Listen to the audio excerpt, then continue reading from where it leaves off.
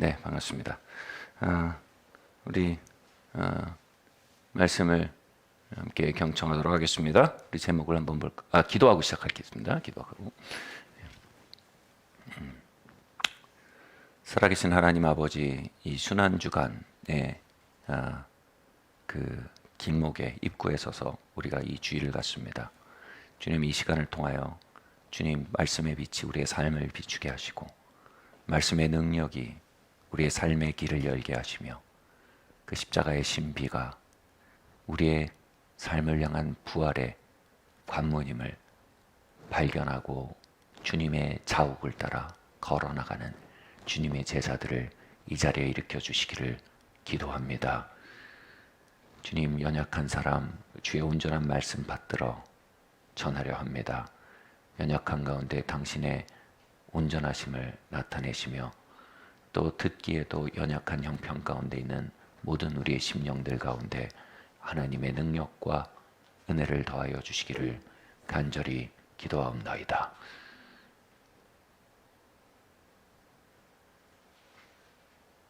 예수님의 이름으로 기도드립니다. 아멘. 네. 네.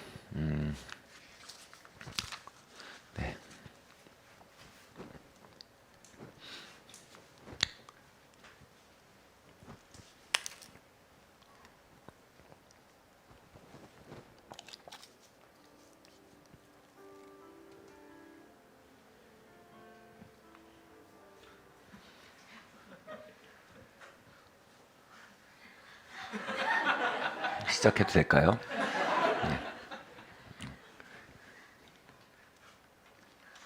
네. 진짜 괜찮겠어요? 시작해도 되겠어요? 네, 지금 시스템이 한번 또 바뀌어서 아마 그런 것 같아요. 오늘 마이크도 또 새 거를 쓰게 되고. 네, 우리 제목을 함께 읽겠습니다. 제목입니다. 함께 읽겠습니다. 시작. 우리의 대관식. 말씀 함께 읽겠습니다. 누가복음 4장 6절에서 8절 말씀입니다. 이르되 이 모든 권위와 그 영광을 내가 네게 주리라. 이것은 네게 넘겨준 것이므로 내가 원하는 자에게 주노라.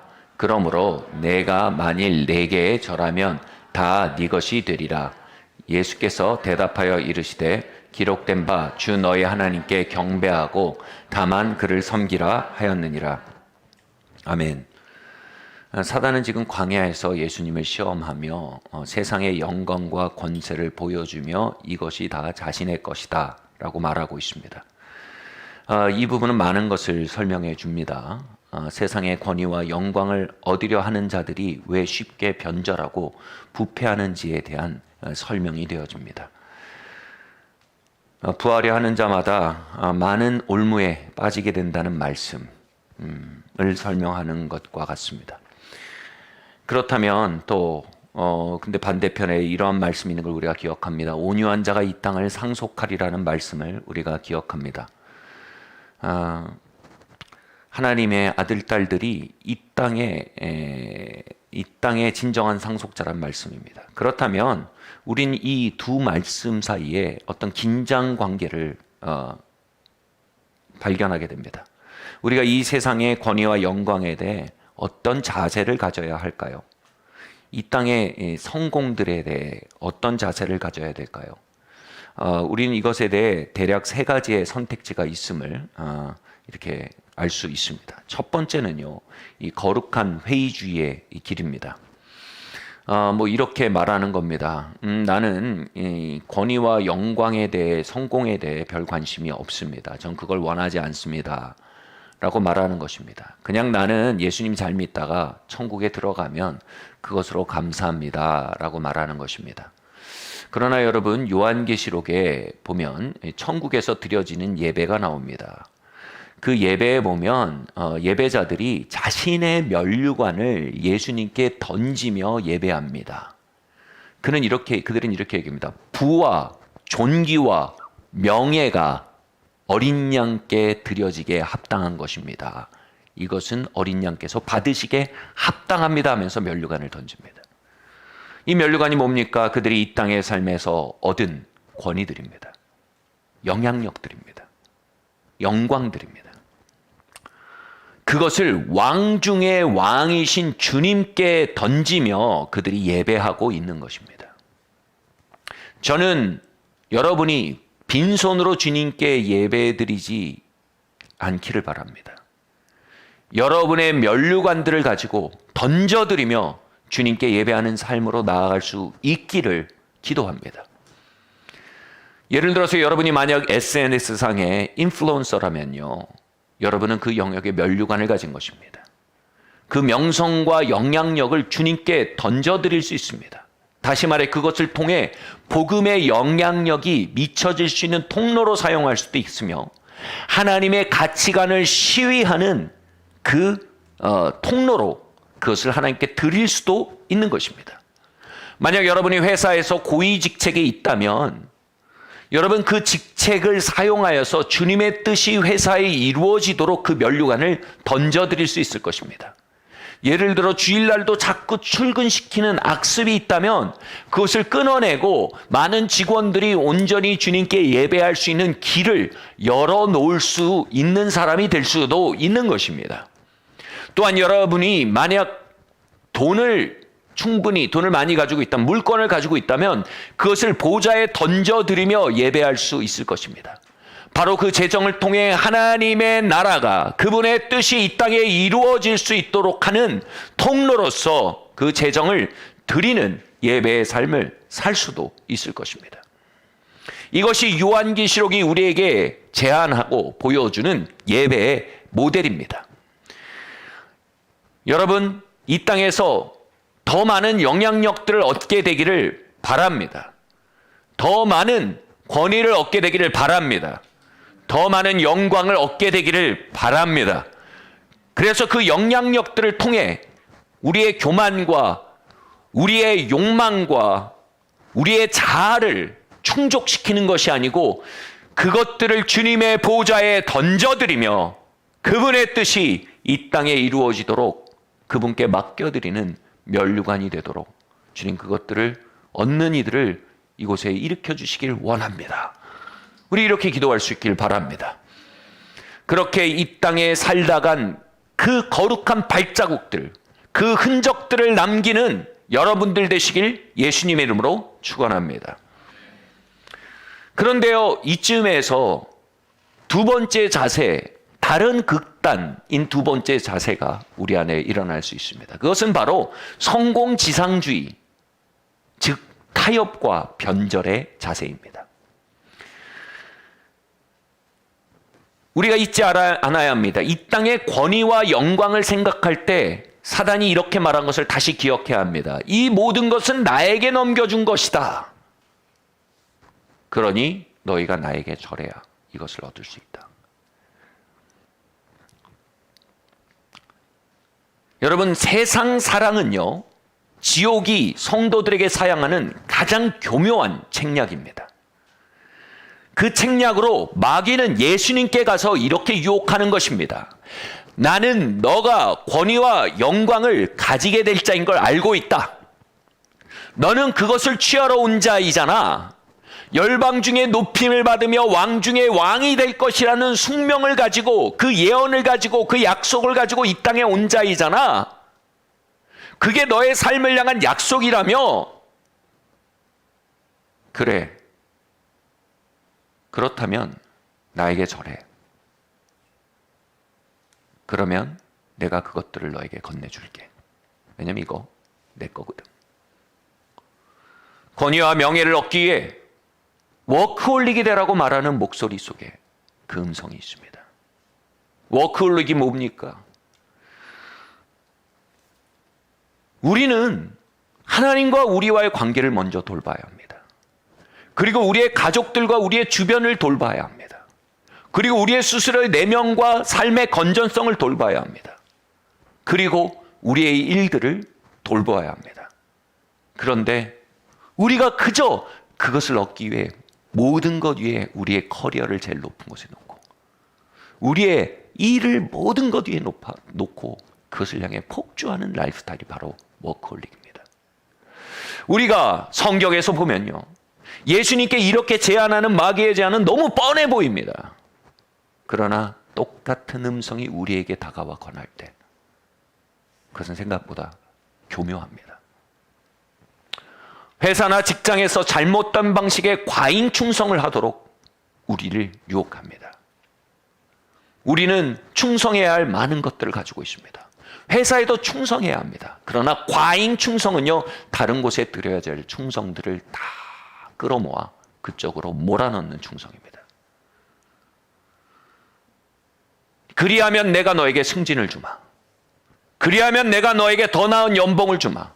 그러므로 그리하면 내가 너에게 더 나은 영향력과 평판과 지위를 주마. 여러분, 광야에 속삭였던 그 마귀의 음성은요, 오늘날도 매우 현실입니다. 또한 건전하지 못한 관계들을 형성하고 그 건전하지 못한 관계들의 네트워크를 통해서 출세의 기회를 도모하라고 말합니다. 건전하지 못한 관계에 우리를 노출시킴으로 스스로의 영과 거룩과 삶의 가치들과 신앙의 지조들을 위협에 놓이게 할 때가 있습니다.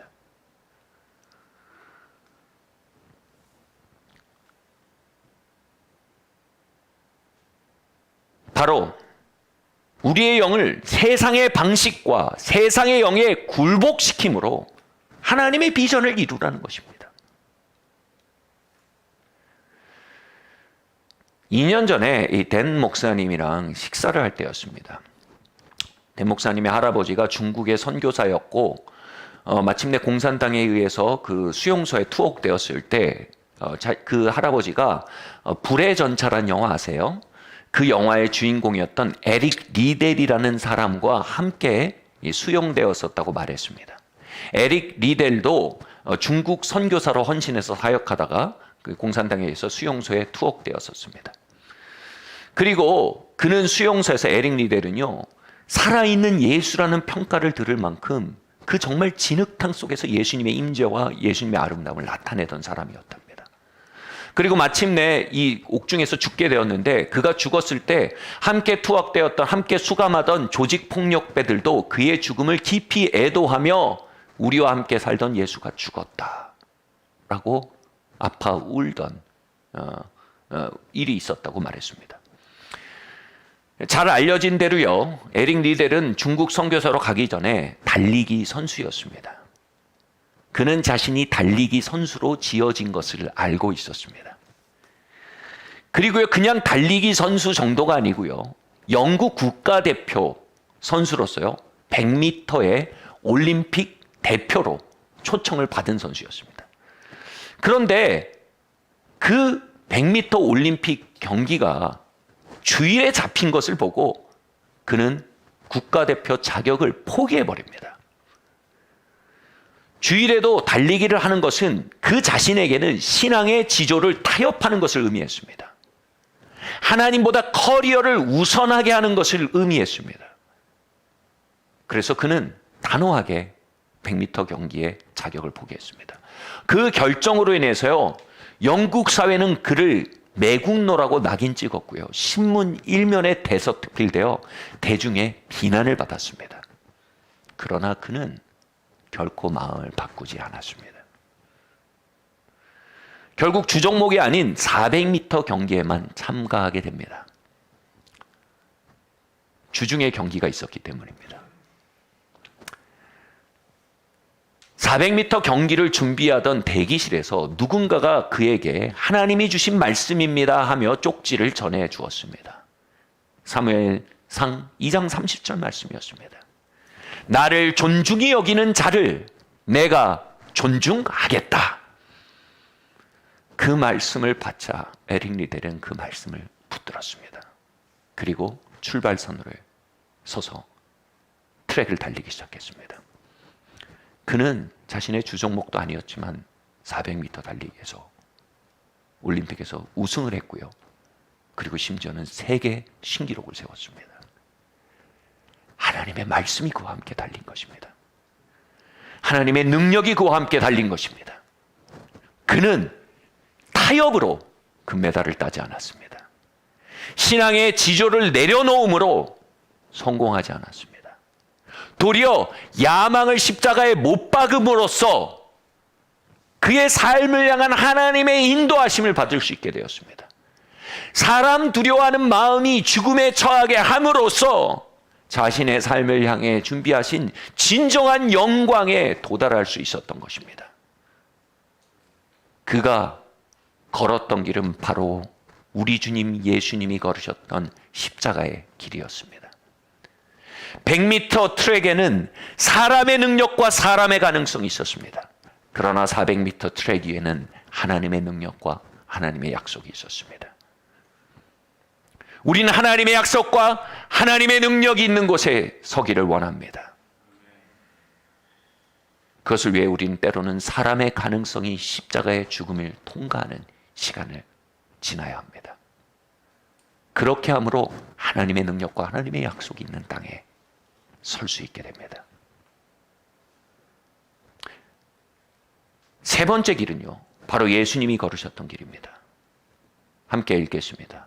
시작. 죄송합니다. 조금 이따 읽으세요. 십자가로 이 세 번째 길은요, 십자가를 통해 세상을 선점하고 있던 세상의 영을 멸하고요, 그 전리품으로서 그의 소유물을 빼앗아 오는 길입니다. 예수님은 사단에게 타협함으로써 세상을 얻지 않으셨습니다. 사탄을 멸함으로써 세상을 얻으셨습니다. 예수님은 사탄에 관해서 평화주의자가 아니십니다. 예수님은 지옥에 대해서 외교를 선택하신 적이 없습니다. 그분은 지옥에 대해서 언제나 전쟁을 선포하십니다. 주님은 사단의 왕국에 대해서 협상이 아닌 정복을 선택하십니다. 그분이 지옥에 대해, 사단의 왕국에 대해, 세상 임금에 대해 전쟁을 벌인 곳이 바로 그분의 십자가였습니다. 요한복음 12장 23절 말씀부터 함께 읽겠습니다. 시작. 예수께서 대답하여 이르시되 인자가 영광을 얻을 때가 왔도다. 이제 이 세상에 대한 심판이 이르렀으니 이 세상 임금이 쫓겨나가리라. 내가 땅에서 들리면 모든 사람을 내게로 이끌겠노라 하시니. 아멘. 예수님은 이미 하늘의 영광을 가진 분이셨습니다. 그런 그분이 이제 인자가 영광을 얻을 때가 되었도다라고 말씀하신 건 바로 세상의 영광, 땅의 영광에 대한 이야기입니다. 그분은 지금 땅의 영광에 대해 몸을 일으키고 계십니다. 이 땅의 영광을 되찾기 위해 일어나시는 것입니다. 그러면 이렇게 말씀하십니다. 세상 임금을 내가 이제 심판하려 한다. 내가 이제 세상 임금을 쫓아낼 것이다. 그리고 그 세상 임금과의 결전을 묘사할 때 이 단어를 쓰십니다. 내가 땅에서 들릴 것이다. 땅에서 들리다라는 이 단어는요, 문맥상 십자가를 말합니다. 바로 십자가에서 세상 임금을 심판할 거란 말입니다. 십자가에서 세상 임금과 전쟁을 벌일 것이라는 겁니다. 십자가에서 세상 임금을 무력화시키겠다는 것입니다. 그런데 이 들리우다란 동사가 원어로 휩쏘옵니다. 이 휩쏘오는요, 부와 명예의 최정점에 오르다라는 동사입니다. 그렇기에 왕이 대관식을 치르다라는 관용 어구로 사용되는 동사입니다. 관용적 표현입니다. 바로 그분은 십자가에 높이 들리우는 그 자리가 세상 임금을 심판하는 자리이며 세상 임금을 내어쫓는 자리이며 동시에 뭐라고요? 그것이 당신이 이 열방의 왕으로 등극하는 자리라고 선포하시는 겁니다. 그분은 십자가를 향해 가며 의도적으로 휩쏘란 단어를 택하신 것입니다. 이렇게 말씀하시는 겁니다. 너희가 눈으로 보기에 내가 십자가에 들려지는 것은 비참으로 보일지 모른다. 너희가 눈으로 보기에 내가 십자가에 들려지는 것은 수치를 통과하는 길로 보인지 모른다. 그러나 실상 나는 거기서 세상 임금을 멸하고 이 열방의 왕으로 대관식을 치르고 있는 것이다. 지금 나는 나의 대관식을 향해 나아가는 것이다. 신앙의 지조를 위해 100m 종목을 포기했던 에릭 리델은 자신의 십자가에 응답한 것입니다. 타협이 아닌 대결을 선택한 것입니다. 그곳에서 사람들의 평판을 구하는 마음을 자신 안의 세상의 영을 십자가에 걸은 것입니다. 사람 두려워하는 마음을 십자가에 죽게 한 것입니다. 그곳에서 야망의 영을 십자가에서 파쇄한 것입니다. 그러한 방식으로 에릭 리델은 세상 임금과 전쟁을 벌였고 승리했고 그 전리품으로서 영광과 권위를 차지한 것입니다. 그의 권위와 명예는 100년이 지난 지금도 엄청난 영감을 주고 있습니다. 그는 진정으로 이 땅에서 왕위를 얻은 자입니다. 그는 사람 두려움과 야망을 내려놓고 외로움의 길에 걸어 들어가므로 역설적으로 자신의 왕위 대관식에 걸어 들어간 것입니다. 저와 여러분, 우리도 이 땅 곳곳에 우리를 위해 준비된 왕위 대관식에 응답해 걸어 들어가는 자들이 되기를 바랍니다. 주님과 함께 그 왕위 대관식 한복판을 걸어 나가는 우리 되기를 바랍니다. 주님, 우리의 삶에 진정한 영광을 허락하여 주십시오. 우리의 삶에 오고 오는 세대에 영향을 미치는 진정한 권위를 허락하여 주십시오. 우리의 삶이 영광스러운 족적을 남기게 해주시며 우리로 우리의 왕위 대관식을 향해 몸을 일으키게 하여 주십시오. 아멘. 그 왕위 대관식에서의 세상의 영과의 일전을 로마서 12장 21절은 이렇게 말합니다. 함께 읽겠습니다. 시작. 악에게 지지 말고 선으로 악을 이기라. 아멘.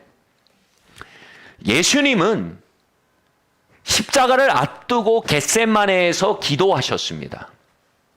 그러면서 제자들에게 이렇게 권하셨습니다. 얘들아, 십자가가 다가오고 있다. 이 시험에 지지 않도록 깨어서 기도해라. 여기서 시험이라고 말씀하신 단어는요, 테스트가 아닙니다. 템테이션입니다. 하나님이 주시는 시험이 아닙니다. 사단이 가져오는 유혹입니다. 바로 세상 왕은 유혹으로 우리의 왕위 대관식에서 우리를 누락시키려 합니다. 우리는 그 유혹에 휩쓸리지 않으므로 세상의 영을 패퇴시키는 과정을 통과하게 되는 것입니다. 예수님과 세상 임금은 십자가에서 전투를 벌였으나 그것은 총칼이 왔다 갔다 하는 힘의 전투가 아니었습니다. 그것은 끊임없는 유혹의 파도와 그 유혹의 파도에 휩쓸리지 않으려는 그 파도 속에 중심을 잡아가는 그 인내의 전투였습니다.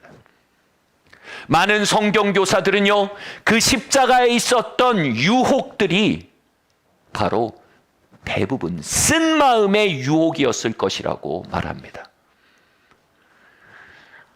하나님에 대한 쓴 마음, 사람에 대한 쓴 마음, 이것이 파도처럼 예수님께 몰려와 그 쓴 마음으로 휩쓸려 가도록 사단이 예수님을 유혹하고 도전했다는 것입니다. 그러나 예수님은 그 파도를 헤치고 여전히 자신의 왕위 대관식의 길을 걸어 나가신 것입니다. 여러 정황을 볼 때 이것은 매우 합당한 해석입니다. 특별히 예수님께서 십자가에서 외치신 아버지여 아버지여 어찌하여 하나님이 어찌하여 나를 버리시나이까, 이 말씀은요 시편 21편에서 인용되었는데요, 시편 22편은 예수님의 순환을 가장 잘 묘사한 시편으로 뽑힙니다. 이 시편을 살펴볼 때 예수님이 치른 것이 쓴마음의 전쟁임을 우리는 더 확인해 볼 수 있습니다. 우리 시편 22편 말씀 함께 봉독하시겠습니다. 시작. 하나님이여 내 하나님이여 어찌 나를 버리셨나이까? 어찌 나를 멀리하며 돕지 아니하시오며 내 신음소리를 듣지 아니하시나이까? 내 하나님이여 내가 낮에도 부르짖고 밤에도 잠잠하지 아니하오나 응답하지 아니하시나이다. 이스라엘의 찬송 중에 계시는 주여 주는 거룩하시니이다. 우리 조상들이 주께 의뢰하고 의뢰하였으므로 그들을 건지셨나이다. 찬송할 것이라. 아멘. 시편 22편은 예수님께서 십자가에서 인용하신 말씀입니다. 예수님은 십자가에서 삶의 엄청난 부조리를 경험하고 있습니다. 그 악을 경험하고 있는 것입니다. 제자들은 떠나버렸습니다. 몸은 갈기갈기 찢겼습니다. 잘못된 심판으로 판결로 말미암아 그분은 너무나 참혹한 결과를 감내하고 있었습니다. 하나님의 임재마저 희미해지고 있습니다.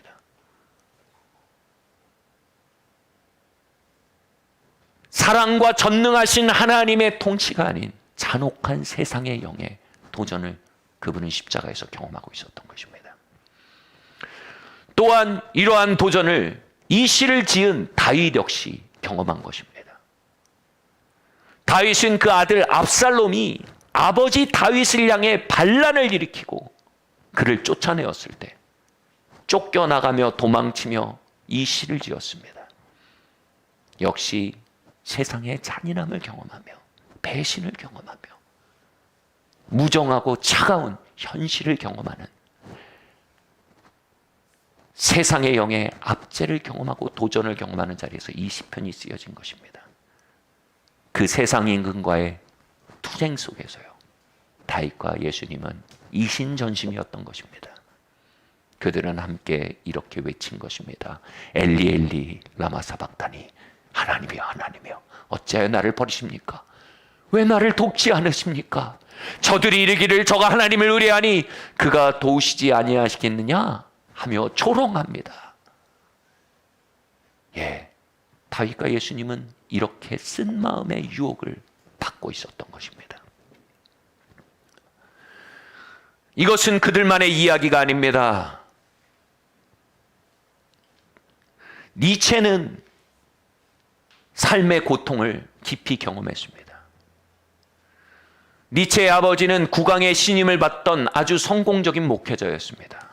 그런데 허망하게도 그 아버지가 이 근시였는데요, 계단에서 내려가려다가 거기에 누워서 자고 있던 개를 보지 못한 거예요. 눈이 어두워서요. 그래서 그 개에 발이 걸려서 계단에서 굴러 떨어져서 뇌진탕으로 시름시름 앓다가 35살의 나이로 세상을 떠나셨습니다. 여러분, 고통이 깊지 않으면 신음합니다. 고통이 깊으면요, 마음이 굳어버리고요, 허무해집니다. 허망해집니다. 그리고 그 다음에 고작 만 2살이었던 사랑스러운 여동생이 치통으로 인해 경련을 하다가 죽어버렸습니다. 얼마나 허망한 일입니까?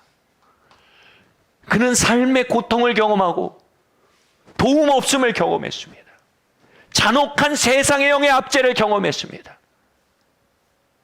그가 경험한 것은 사랑 많으시고 전능하신 하나님의 통치가 아니었습니다. 그는 잔혹하고 악한 세상을 맛본 것입니다. 잔인한 우연의 통치 속에 방치된 삶의 경험을 가졌던 것입니다.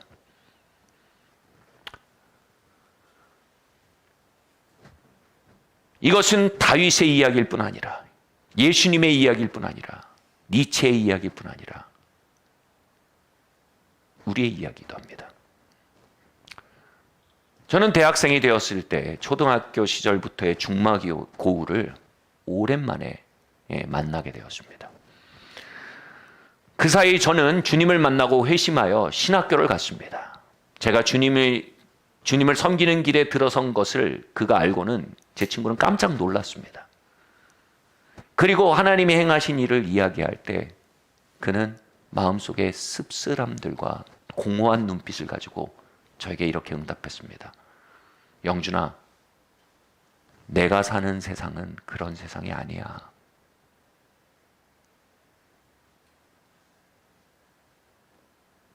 못 본 사이 친구의 가족은 노래방을 개업했다고 했습니다. 그는 그곳에서 세상의 하수구를 보았노라고 말했습니다. 온갖 추잡한 추태를 벌이는 손님들, 때로는 단속반에 시달리고, 요즘은 그렇지 않겠지만 당시 또 뇌물을 주어야 하는 압박들, 이곳에서 부모님의 가게를 도우며 그의 심령은 파괴되고 있었습니다.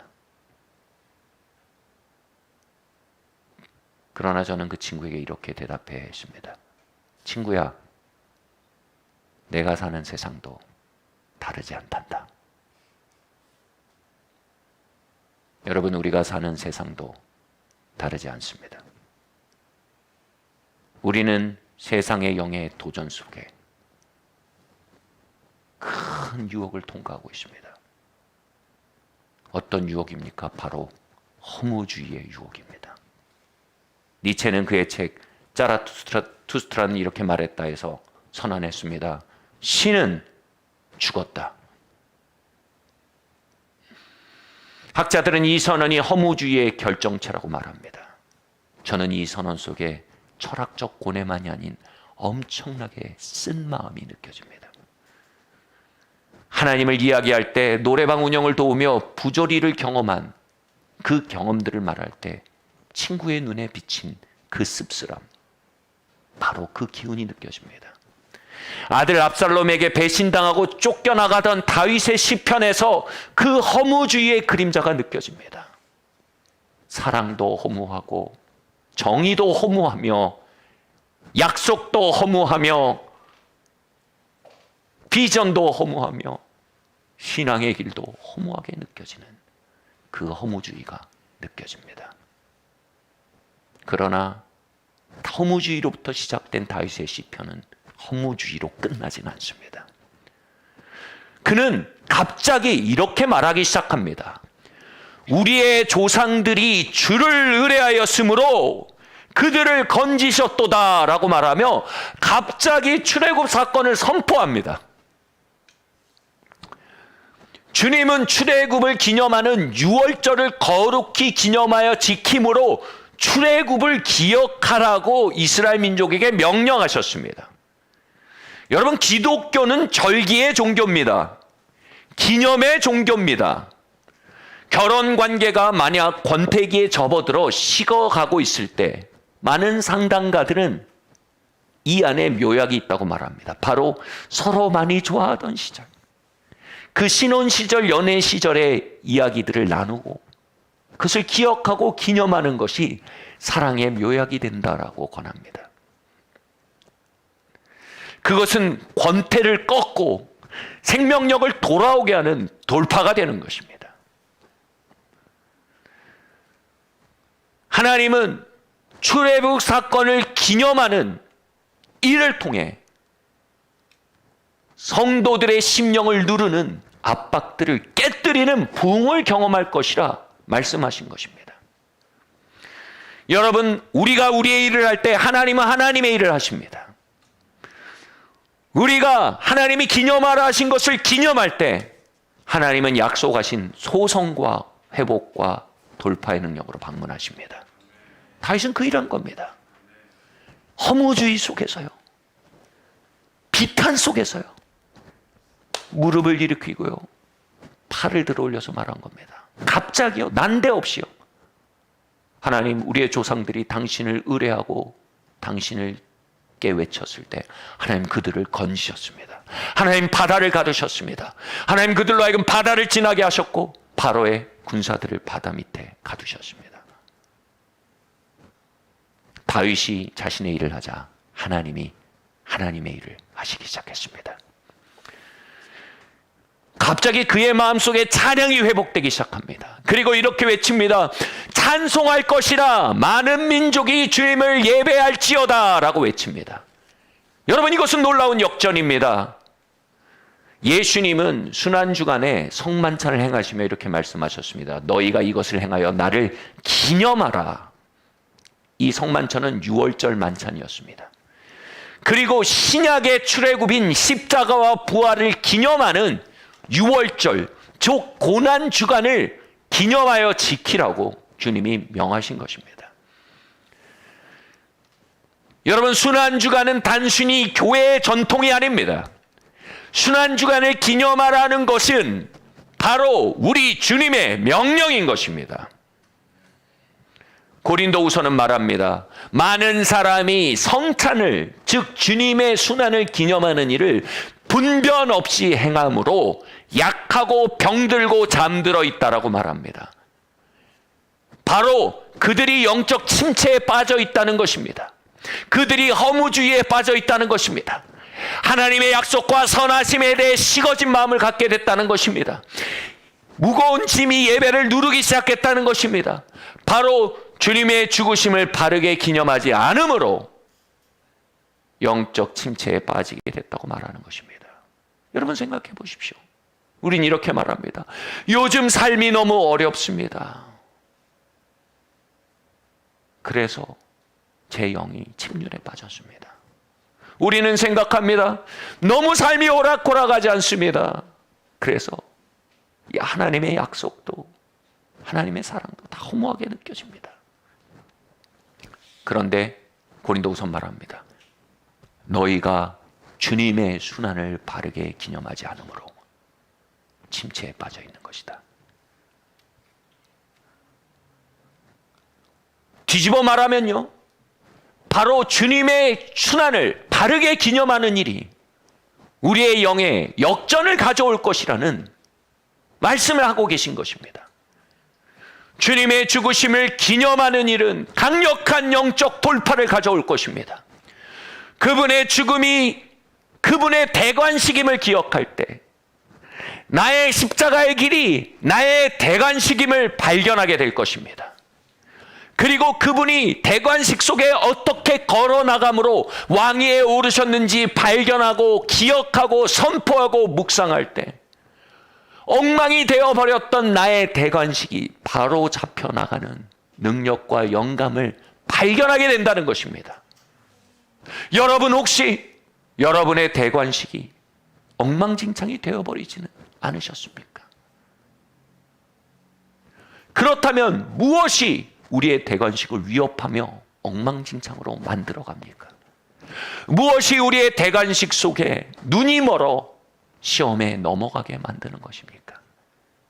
그것은 바로 원망과 비난의 영입니다. 우리 다음 말씀 시편 22편 6절에서 8절 말씀 함께 읽겠습니다. 시작.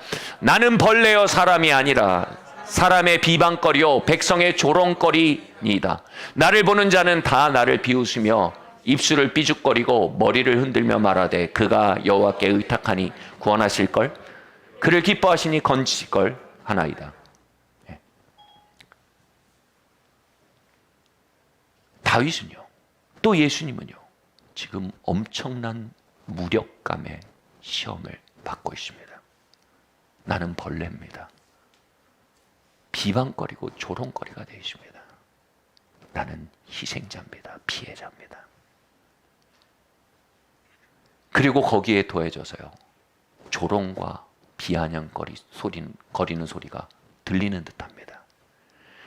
이것은 사람들의 목소리와 얼굴로 현현한 세상 임금의 현존이었습니다. 세상의 영은 지금 예수님을 자극하여 그분을 죄에 빠지도록 유혹하고 있습니다. 바로 그분이 원망과 비난으로 빠져들도록 유혹하고 있는 것입니다. 예수님은 이 세상 영과의 싸움 속에서 이렇게 말씀하셨습니다. 함께 읽겠습니다. 시작. 세상 임금이 오겠습니다. 그러나 그는 내게 관계할 것이 없으니. 그분은 세상 임금과의 격전을 준비하며 이렇게 말씀하십니다. 그가 나와 관계할 것이 없으니 나는 그를 이길 수 있다. 여기서 나와 관계할 것이 없나니 라는 헬라어 단어는요, 이런 뜻입니다. 내 안에 붙잡을 것이 없다라는 뜻입니다. 내 안에 엑소, 붙들 것이 없다. 그러니 사단은 나를 넘겨뜨릴 수 없다. 이 얘기입니다.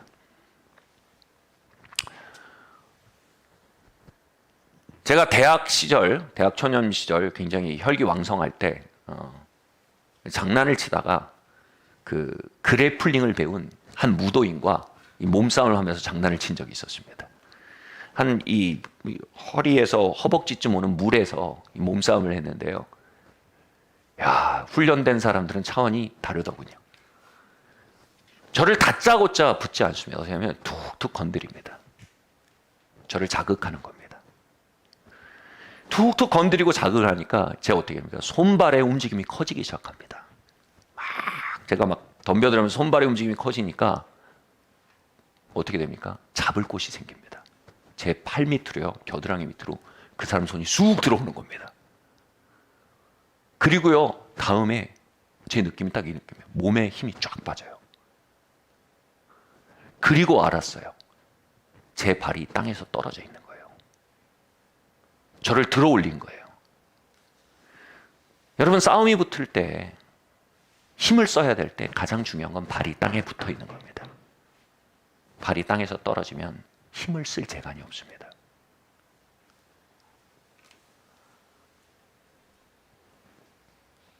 그렇게 제 안에 잡힐 곳이 생기자 그는 공중으로 저를 들어 올렸고 저는 온몸에 힘이 빠진 걸 경험했습니다. 그리고 저는 짧은 시간 그에게 놀이개가 되었습니다.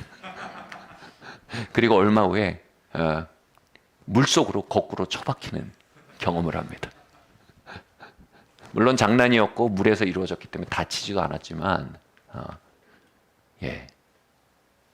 잡히면 안 됩니다.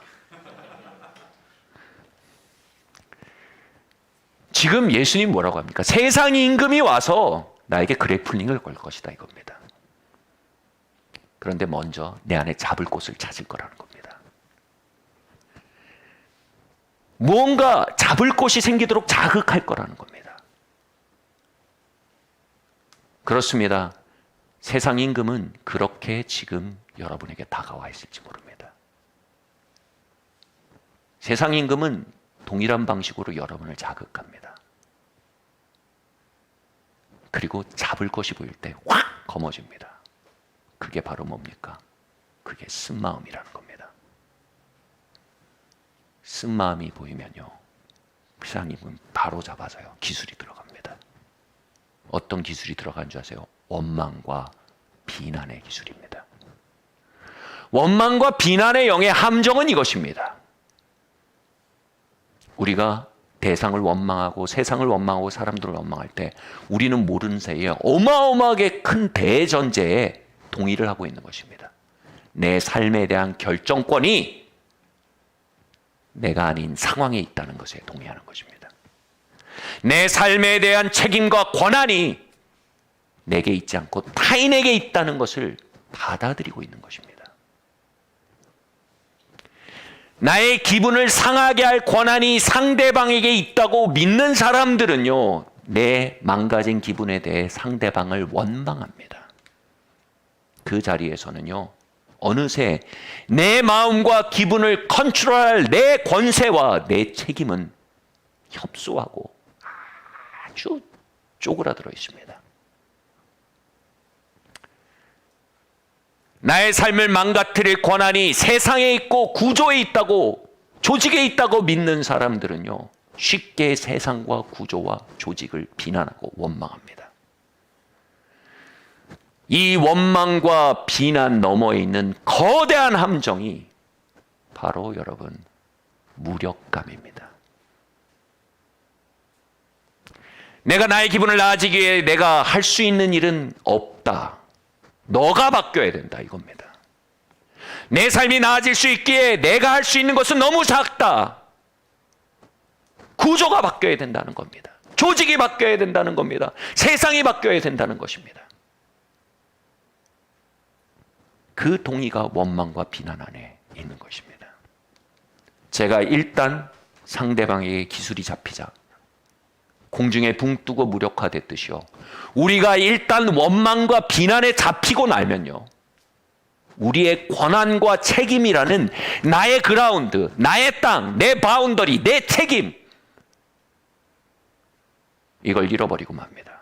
그리고 공중에 붕 떠버립니다. 그리고 정말로 무력해집니다. 우리의 영은요, 무력화되고 맙니다.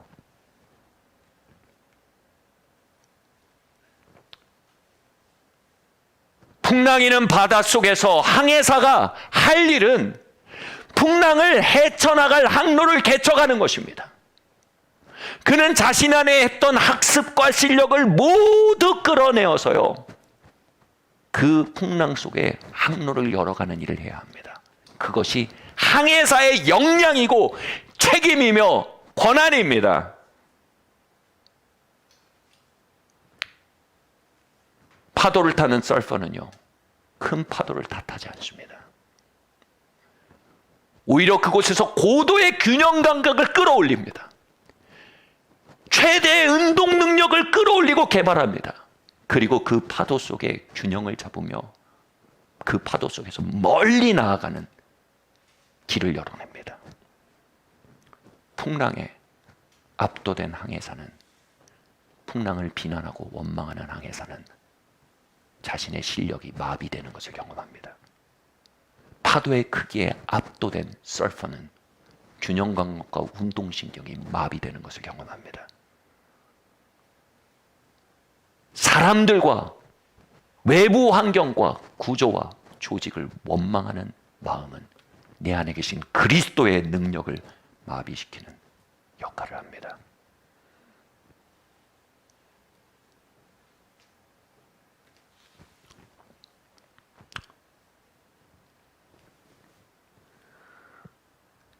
몇 년 전에 제가 내적 치유 사역을 접할 때였습니다.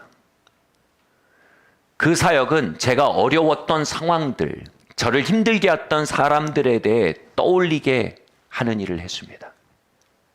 그곳으로 돌아갈 수 있도록 저를 안내했습니다. 그리고 거기까지는 제가 굉장히 반가웠습니다. 왜 그때 너무 힘들었지?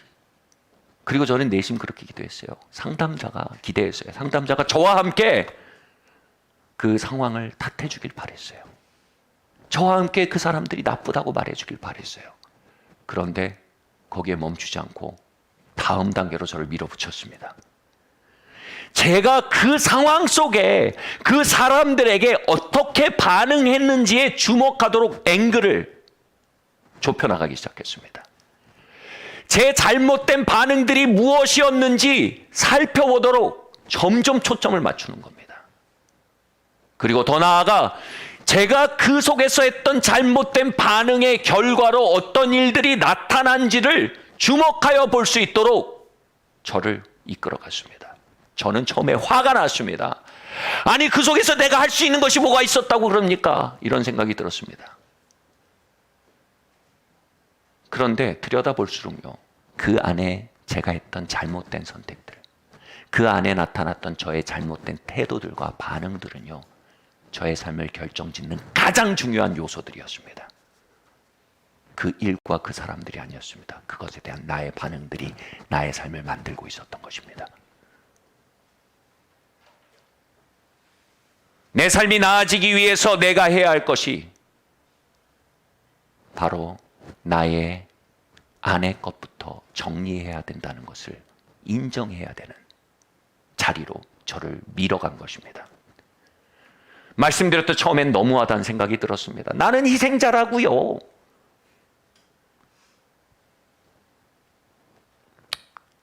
그러나 성령님은 그 안에서 제가 권세자였다고 말하기 시작했습니다. 성령님은 그 안에서 제가 책임을 가진 자라고 말하기 시작했습니다. 바로 공중에 떠있던 제 발을 제 그라운드에 내리꽂히도록 인도하신 겁니다. 그때 비로소 제가 무엇을 할 수 있었는지 알게 되었습니다. 그때 비로소 내가 다르게 반응할 수 있었다는 걸 알 수 있었습니다. 그리고 내 선택과 반응은 전혀 다른 결과를 가져올 수 있었다는 것을 발견하게 되었습니다. 점차 이런 생각이 들었습니다. 아, 차라리 그 상황이 나에게 달려 있었다라는 것을 인정하는 게 낫구나. 만약 이것들이 세상 때문이거나 사람들 때문이라면 그 결론은 뭡니까? 내가 할 수 있는 게 없다라고 말해버리는 겁니다. 그건 진짜 절망입니다, 여러분. 거기엔 희망이 없습니다, 여러분. 차라리 내 선택들 때문이라면, 내 반응들 때문이라면, 차라리 나의 미성숙 때문이라면 지금 내가 바꿔갈 수 있는 게 엄청 많아지는 겁니다. 여러분, 거기에 소망이 있는 것입니다. 거기에 미래가 있는 것입니다. 여러분, 놀랍게도요, 성경은요, 우리에게 이러한 가치를 지지하고 가르칩니다.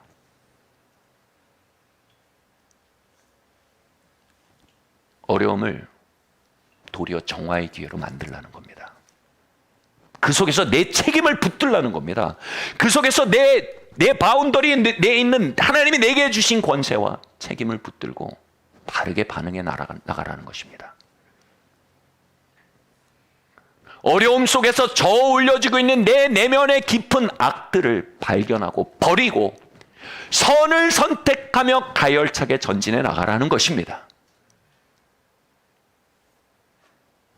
세상의 영이 우리에게 아무리 기술을 걸어도요, 때로는 결핍으로 기선을 걸고요, 때로는 다양한 정서적 고통으로 기술을 걸고요, 때로는 불의를 통해 기술을 걸어도요, 중요한 건 뭡니까? 내 안에 잡힐 게 없어야 됩니다. 그러면 세상의 영은 나를 공중에 띄워서 가지고 놀지 못합니다. 밀어댈 수는 있으나 나는 그 속에 걸어갈 수 있습니다. 파도가 쓸려올 수 있으나 그 속에서 나의 대간 신령에 나아갈 수 있게 되는 것입니다.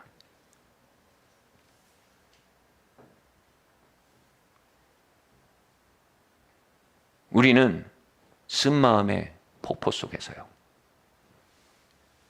다른 결과를 만들어 나가는 사람이 되어야 합니다. 아멘. 희생자의 자리에서 다윗의 자리로 넘어가야 합니다. 피해자의 자리에서 에릭 리델의 자리로 나아가야 합니다. 무력감의 자리에서 예수님의 자리로 나아가야 합니다. 저리로 밀려났던 그곳에서 일어나 다시 왕이 대간식 그 왕자를 향해 곧게 깔려있는 레드카펫의 중앙으로 돌아와야 합니다. 그리고 어떤 비아냥 소리도, 어떤 그래플링에도 불구하고 우리의 길을 걸어나가야 합니다.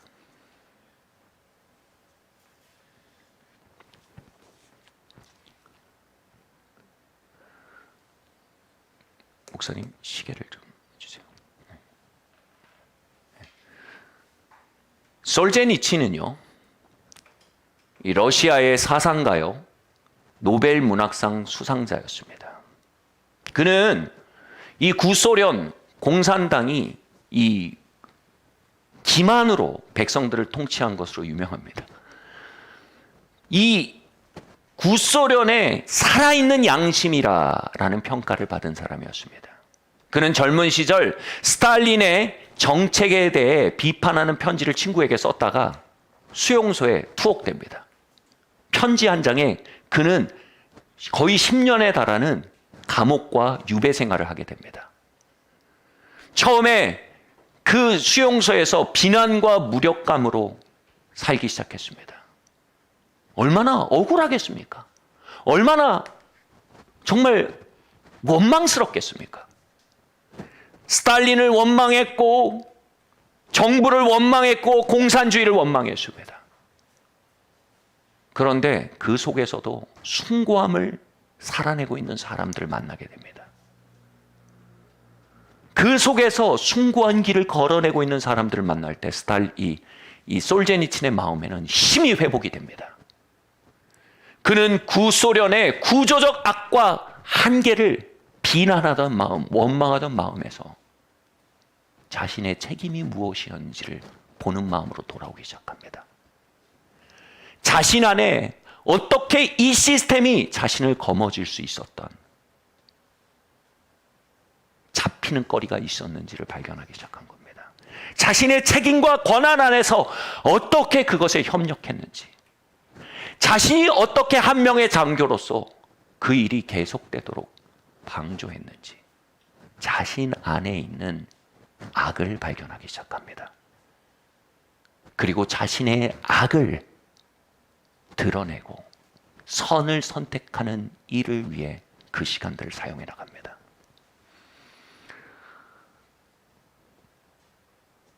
바로 그 수용소에서 숭고함의 길을 걸어가기 시작한 것입니다. 그렇게 기록된 책들은 비밀리에 해외에서 발간이 됩니다. 수용소에 피어난 꽃과 같은 그의 숭고한 이야기는 전 세계에 큰 충격을 줍니다. 그리고 그것은 소련 공산주의의 모순을 원망하지 않지만 도리어 역설적으로 더 극명하게 그 모순을 드러내주는 양심의 소리가 됩니다. 그리고 많은 평론가들은 말합니다. 그것이 소련 공산주의를 무너뜨리는 결정차가 되었다고 평가합니다. 솔제니친의 이야기를 하며 토론토 대학 임상심리학 교수인 조던 피터스는 이렇게 말했습니다.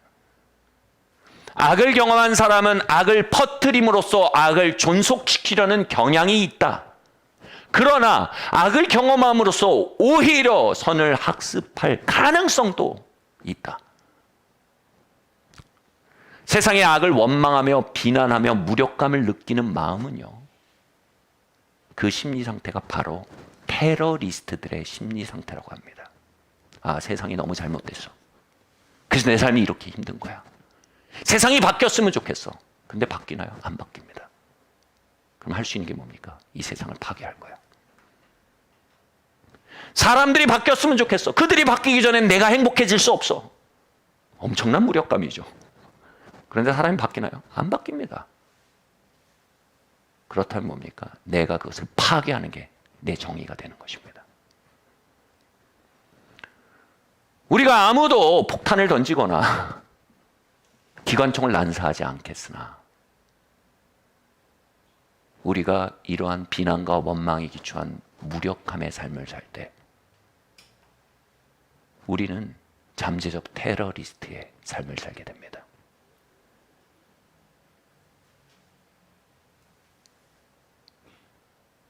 나를 키운 부모님의 한계와 연약함을 보며요,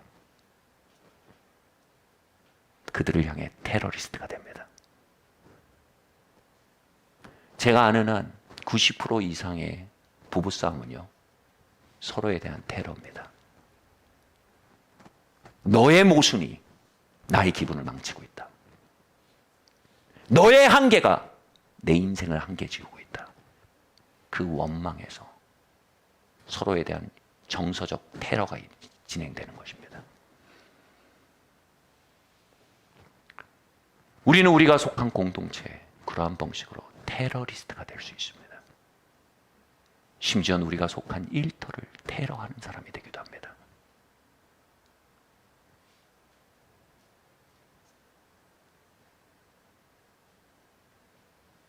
우리의 아픔이 우리의 공격을 정당화하지 않습니다. 우리의 피해가 우리의 가해를 정당화하지 않습니다. 그리고 가해를 내가 받은 피해로 정당화하고 있는 삶의 자리에선 피해에 대한 계산 역시 엄청난 오류가 있습니다. 대부분 내가 심은 거인 경우가 많습니다.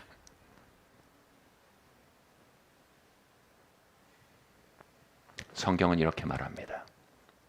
악에게 지지 말고 선으로 악을 이기라고 했습니다. 악에게 지는 자들은 정서적 테러리스트가 되는 자들입니다. 관계적 테러리스트가 되는 자들입니다. 잠재적 소극적 테러리스트가 되는 자들입니다. 우린 악을 이유로 악으로 넘겨지지 않아야 합니다. 우리는 악 속에서 도리어 선을 학습할 기회를 찾아야 합니다. 솔제니친처럼요, 예수님처럼요, 다윗처럼요. 우리는 악 속에서 도리어 극렬한 숭고함을 발달해 나갈 수 있다라는 새로운 가능성을 발견해야 합니다. 내 권한과 책임에 두 발을 딛고요. 우린 거기서 전혀 다른 삶을 빚어나갈 수 있습니다. 초기 사역 때 참 어려운 현실을 통과하곤 했습니다. 마음에 안 들면 공격하고, 생각이 다르면 뒤틀고, 오해하면 뭐 그것이 사실이라고 믿어버리고, 오해하면 오해받고, 뒤틀면 뒤틀리고, 치면 맞아야 하는 기간이었습니다. 당시 저희의 사역이 시작 단계였기 때문에, 뭐 지금은 그렇지 않지만 후원하거나 저희를 이렇게 돌보거나 돕는 영적 권위자들이나 어르신들이 없었습니다. 이걸 커버링, 보호막이라고 하죠. 그러니까 그냥 그것들을 다 받아내야 했습니다. 이걸 또 다른 말로 영적 우산이라고 합니다. 우산이 없었던 겁니다. 지금은 너무 감사하게 이런저런 분들에게서 또 이런저런 단체에서 많은 호의를 입고 있습니다만 말입니다. 그땐 그랬습니다. 하루는 새벽 5시까지 사역을 했습니다. 당시에 이렇게 마음이 깨어지고 영이 눌려있는 분들이 사역 쪽에 많이 오시거든요. 또 그런 분들이 많이 계셨기 때문에 이 밤새 상담을 하거나 기도 사역을 하는 일이 많았습니다. 새벽 5시까지 기도 사역을 하고 이제 문을 잠그고 나가려고 하는데 해가 이미 뜬 겁니다. 근데 문을 잠그는데 비가 이렇게 추적추적 내리는 겁니다. 그래서 비를 맞으면서 문을 잠그고 있었는데 이제 정서적으로, 영적으로, 육체적으로 완전히 탈진했죠. 그 비 속에서 이렇게 우산을 이렇게 펼치려고 하는데 이 우산이 또 고장이 난 거예요. 막 우산이랑 씨름하다가 갑자기 제 마음속에서 이런 소리가 팍 터져 나왔어요. 하나님, 내 인생엔 우산이 없습니다. 하나님, 이 사역엔 우산이 없습니다. 비가 오면 다 맞아야 합니다.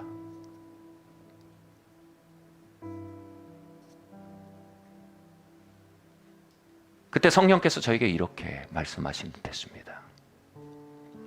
영준아, 우산이 없으니까 너무 힘들지.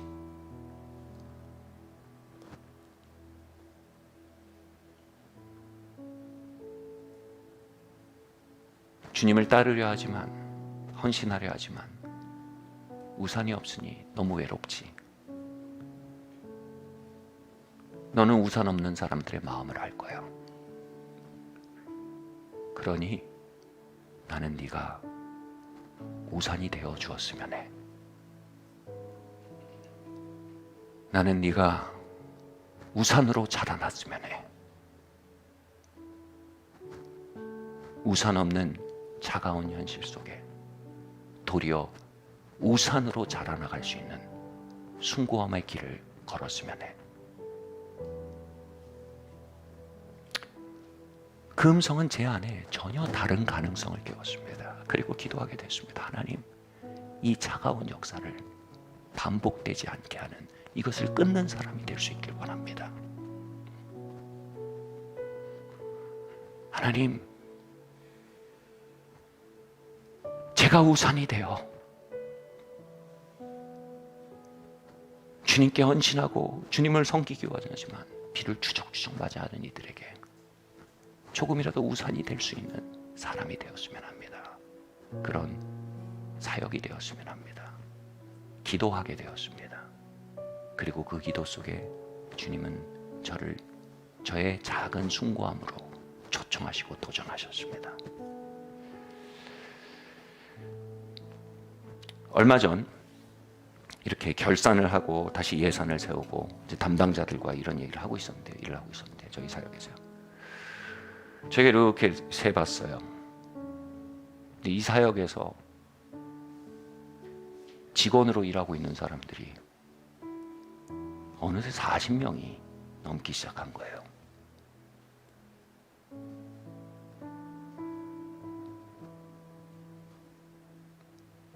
제가 너무 놀라고 또 어쩌면 좀 부끄럽지만 제 자신이 대견스러웠어요. 야, 이렇게 이사역이 우산이 되어주고 있구나.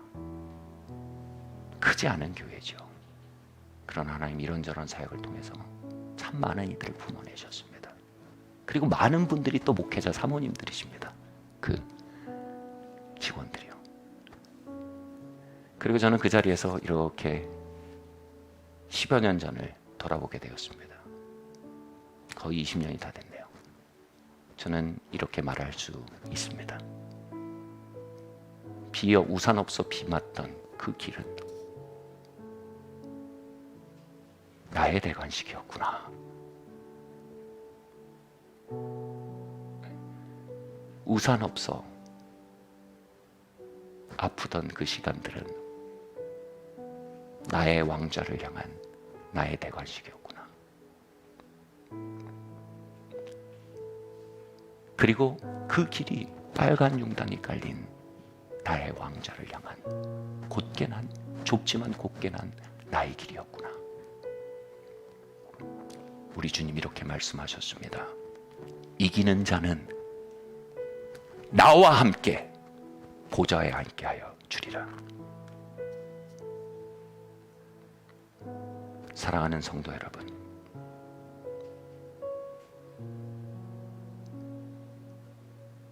여러분의 대관식은 어찌 진행되고 계십니까? 혹시 여러분의 대관식이 원망과 비난의 영이 흘러들어와 난장판이 되어 있지 않습니까? 무력감에 주저앉아 세상을 탓하고 사람들을 탓하며 융단 저편에 주저앉아 있지 않습니까? 또는 사람들의 비난 소리를 들으며 그들의 부당함을 고발하고 다투느라 융단에서 벗어나 그들과 다투고 계시지 않습니까? 저는 믿습니다. 이 시간 주님께서는 그들을 일으켜 다시 융단 안으로 부르십니다. 그들을 인도해 말씀하십니다. 얘야, 선으로 악을 이기는 기술 배워가자.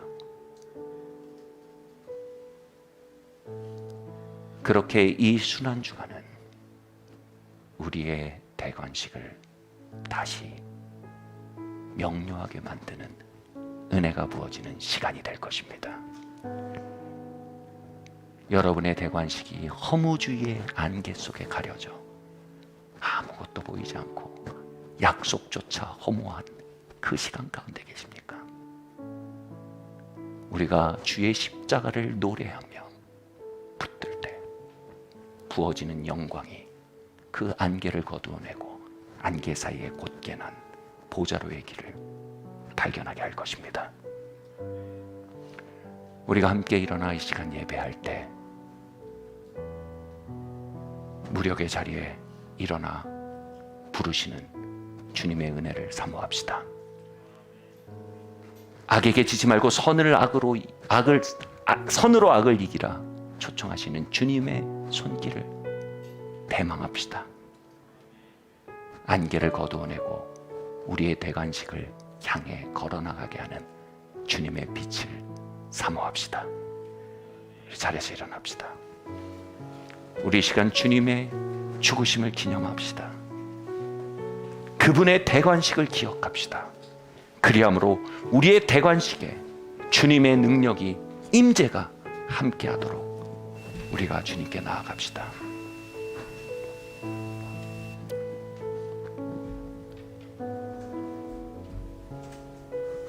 무엇이 변찮아?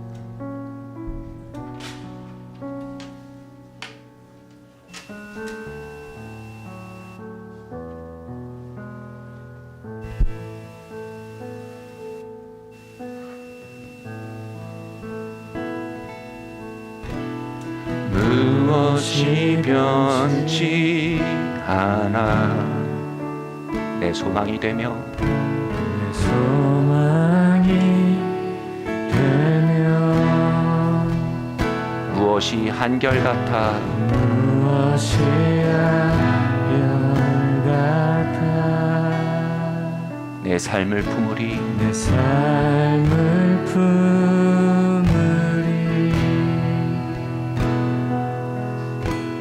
그 누가 날 만족해 해. 내 영이 쉬며 그 누구를 기다려 내 영이 기쁘니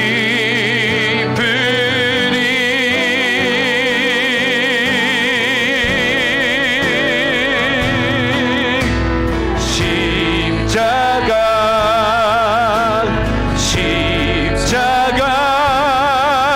그 그늘 아래 내 소망이 있네.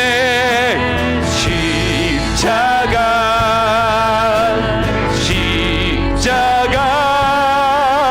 그 그늘 아래 내 생명이 있네. 십자가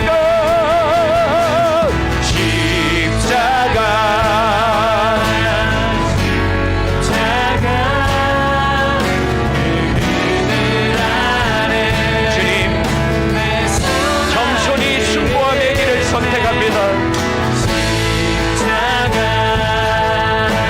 십자가 내 그늘 아래 내 생명이 있네. 우리 이 시간 함께 기도하기 원합니다. 여러분, 원망과 비난은 달콤합니다. 그것은 내 책임은 없다라고 말합니다. 너에게 권한도 없잖아. 다른 선택은 없어. 그리고 원망과 비난은 매우 게으릅니다. 무엇보다 원망과 비난은 매우 무력합니다. 주님, 내가 무력의 영을 초청한 것을 고백합니다. 원망과 비난의 죄에 빠짐으로 세상의 영이 나에게 기술을 걸도록 허락했습니다. 내가 내 책임과 권한의 땅에서 들어올려졌고 세상 영의 놀이개가 되었습니다. 여러분, 그런 영역들이 있습니까? 그런 마음들이 있습니까? 이 시간 주님께 고백하셔야 합니다. 주님은 그 아픔을 위로하시겠지만 주님의 회복은 여기서 시작됩니다. 그 안에 너의 책임은 무엇이었니? 그 안에 너의 권한은 무엇이었니? 주님, 이 시간 우리의 책임의 땅이 발견되기 원합니다. 내 발이 다시 땅에 붙기를 원합니다. 내 힘이 회복되기를 원합니다. 주님, 원망과 주님 비난의 영으로부터 나를 씻어주시고 주님 무력으로부터 일어나는 은혜가 이 시간 부어지게 하여 주시옵소서. 우리 용서를 구하며 은혜를 구하며 함께 기도하고 나아가겠습니다. 주님, 이 시간 기도합니다.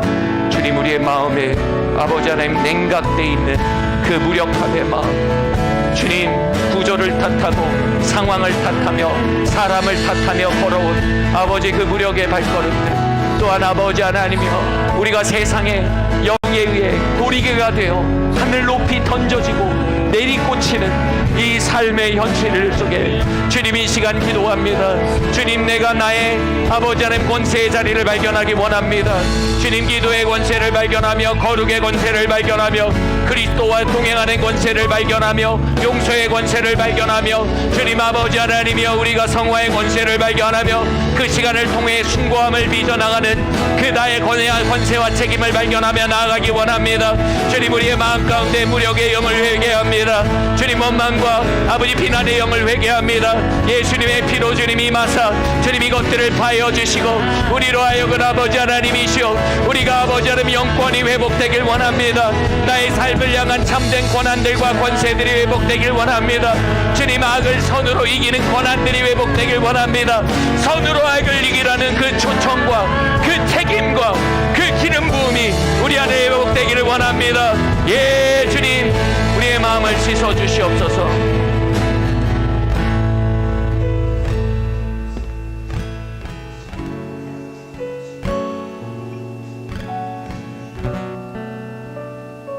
여러분 혹시 잠재적 테러리스트의 삶을 살지 않으십니까?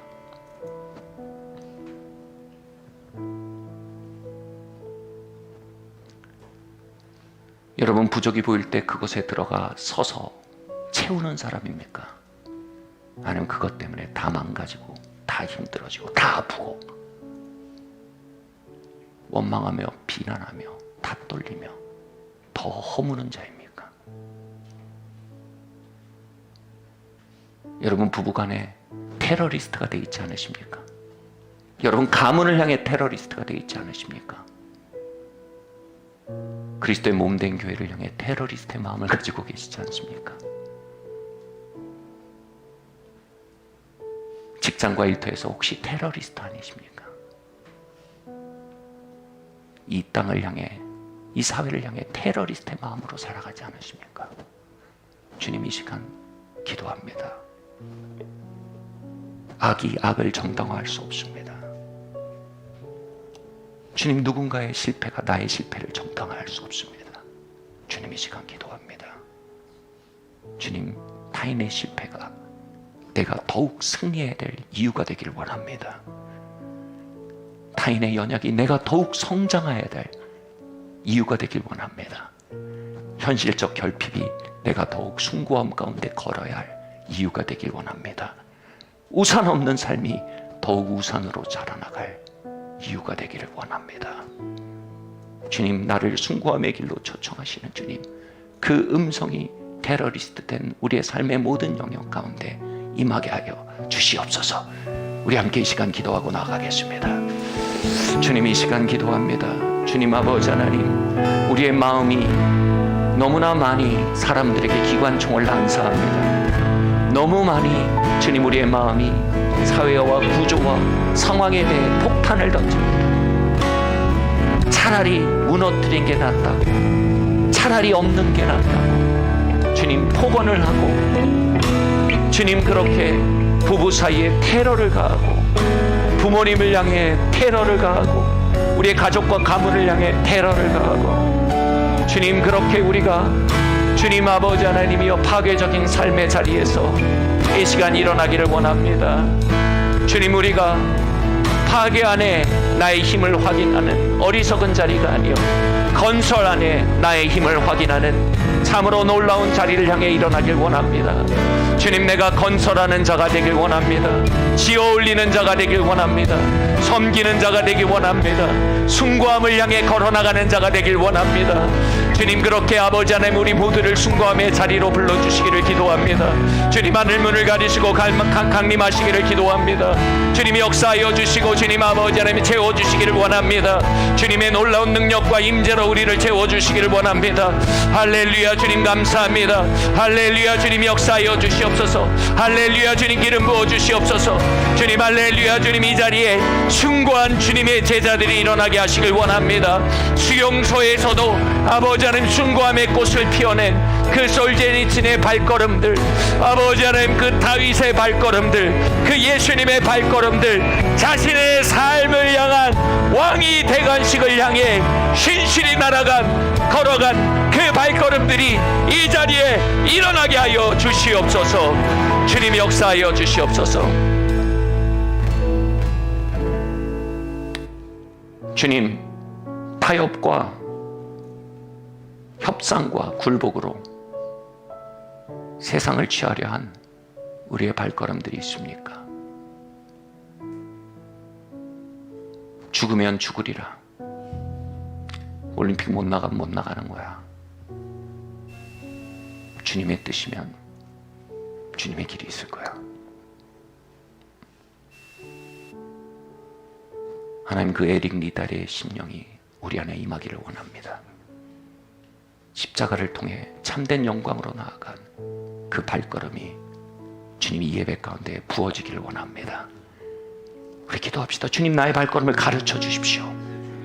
나의 발걸음을 가르쳐 주시고 나의 대관식 가운데 미끄러져 넘어지지 않게 하시고 올곧게 주님이 부르신 그 길 가운데 걸어가게 하여 주시옵소서. 우리의 길을 가르치도록 함께 기도하고 나가겠습니다. 할렐루야. 주님 온전히 아버지 하나님 우리가 주님 아버지 하나님 그 생명의 길을 향해 걸어나가길 원합니다. 주님 아버지 하나님 그 역사의 길을 걸어나가길 원합니다. 역사하여 주시옵소서. 채워 주시옵소서. 할렐루야. 주님, 할렐루야. 주님, 이 땅에서 우리가 주님 살다간 아름다운 흔적을 남기기 원합니다. 아름다운 유산을 남기기 원합니다. 내 삶이 각 영역에서 아름다운 레가시를 남기는 삶이 되길 원합니다. 주님 아버지 하나님이여, 아름다운 영감이 나의 삶의 족적을 통해 전해지기를 원합니다. 나의 삶의 업적을 통해 많은 이들이 우산을 쓸 수 있는 은혜가 있기를 원합니다. 주님, 그러기 위해 주님 기도합니다. 주님 아버지 하나님, 오늘 타협 없는 길을 걷기 원합니다. 오늘 에릭리델의 길을 걷기 원합니다. 오늘 하나님을 존중하며 죽으면 죽으리라 걸어나가는 은혜가 있기를 원합니다. 주님, 그 발걸음 우리에게 가르쳐 주시옵소서. 우리 마지막 기도하고 나아갈 때요, 너희가 분변 없이 성찬을 행함으로 많은 이들이 너희 가운데 잠들고 연약하고 병들었다라고 말합니다. 주님, 이 순환주간이 습관을 따라 보내는 순환주간이 아니요, 주님 분변을 가지고 보내는 순환주간 되게 하시옵소서. 우리의 왕이 대관식이 새로워지는 순환주간 되도록 주님, 주님의 죽으심을 바르게 분변하는 영감이 임하게 하여 주시옵소서. 우리가 우리의 일을 할 때 주님이 주님의 일을 할 것입니다. 주님, 내가 이 순환주간을 거룩하게 구별하여 주님께 드립니다. 시간들을 드립니다. 마음을 드립니다. 예배를 드립니다. 또한 우리의 예물을 드리기도 합니다. 주님, 이 시간들을 통해 주님, 하나님의 일을 하시옵소서.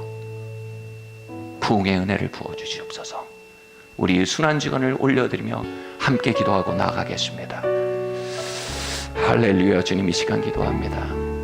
주님, 우리가 분변 없이 그저 앞에서 끌고 뒤에서 미니까 하는 것이 아니요, 주님, 나의 대관식을 향한 주님 필수적인 자리임을 우리가 발견하게 해주십시오. 그 십자가를 묵상하고 선포하고 고백하는 시간들을 통해 주님, 많은 이들의 심령이 노임을 얻을 것입니다. 엉망진창이 되었던 대관식들이 다시 회복될 것입니다. 안개에 덮였던 대관식들이 온전히 드러날 것입니다. 주님, 이 시간들을 사용하여 주시옵소서. 우리 이 시간 함께 찬양하며 그분의 대관식을 선포하며 우리의 대관식을 회복하는 은혜를 구합시다. 십자가, 십자가,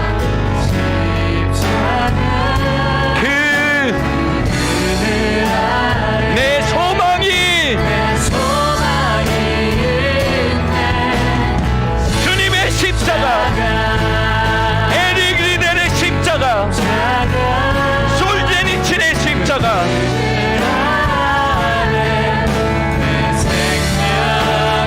다윗의 십자가, 그리고 나의 십자가,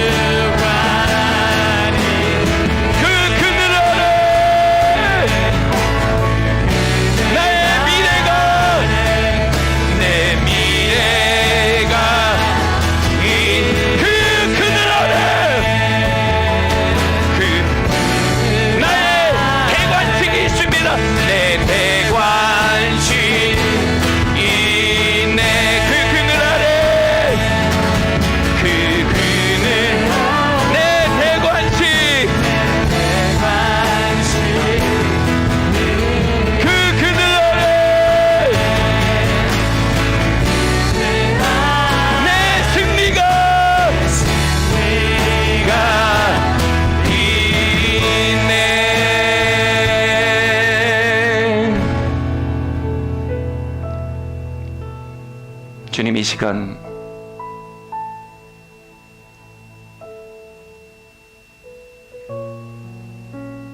자신도 모른 채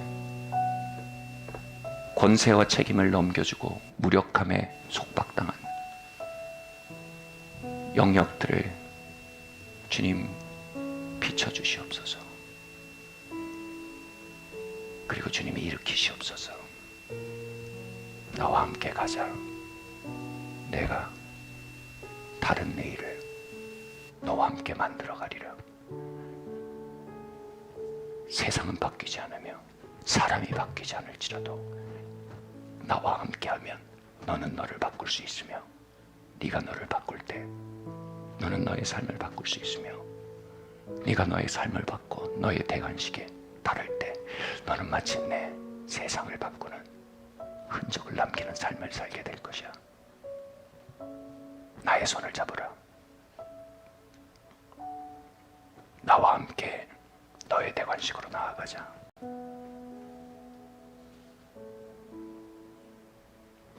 주님, 이 시간 안수하십니다. 얘야, 선으로 이 악을 이겨나가자.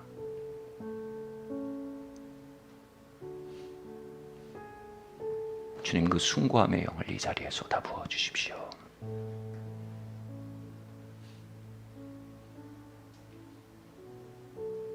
예수님 이름으로 주님, 우리 안에 있는 비루함들을 주님께 올려드립니다. 말씀드리세요. 주님, 나의 비루함을 가져가시고 숭고함의 길을 가르쳐 주십시오.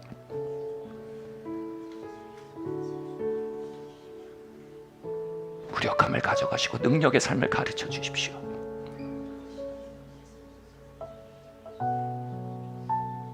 분란의 삶을 가져가시고 선으로 악을 이기는 삶을 가르쳐 주십시오.